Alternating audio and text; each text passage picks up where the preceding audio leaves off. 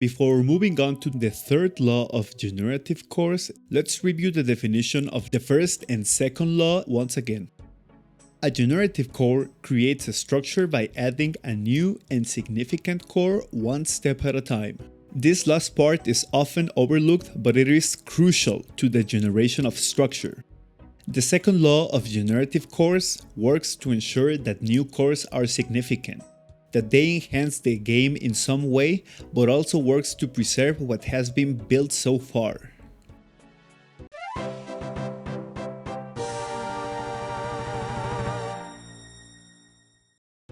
Finally, the third law of generative cores states that the created structure does not follow, nor does it fulfill a strict design.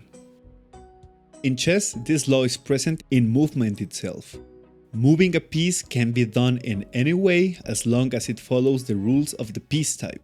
But other than that, there is no correct way of moving a piece. Sure, there are suggested ways on how to move some pieces, but as long as it is within the rules, you can move any piece any amount of times you want. The third law is also present in checkmates themselves. There is no strict design on how to do a checkmate. You can use any piece you want to do a checkmate. The only hard requirement is that the king must be completely cornered with no chance of escape. But aside from that, players are free to do a checkmate however they best seem fit. Not every piece has the same power, but the third law ensures that both the queen and the pawn are useful and relevant. In Carcassonne, players are allowed to expand or complete any landscape feature in any form and direction as long as both the drawn tile and the placed tile match. Also, both of these games are so well designed that players can practically use any resource to achieve victory.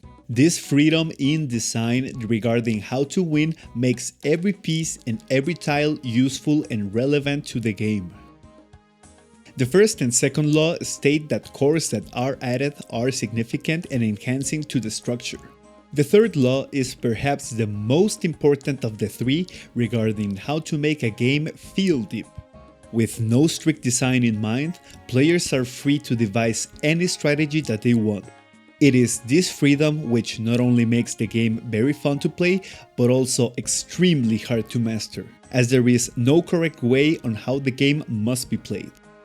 Yes, there will be some strategies that will be more effective than others, but in the end, players are free to play however they want. Let's briefly consider an example from another game, Pokémon. For those that are not familiar with Pokémon's competitive scene, the format is very simple. To win, players must knock out all of the opponent's Pokémon in battle. This can be done in many ways, by using different Pokémon and attacks that deal various types of direct or indirect damage. But in the end, it ultimately boils down to defeating the opponent's team.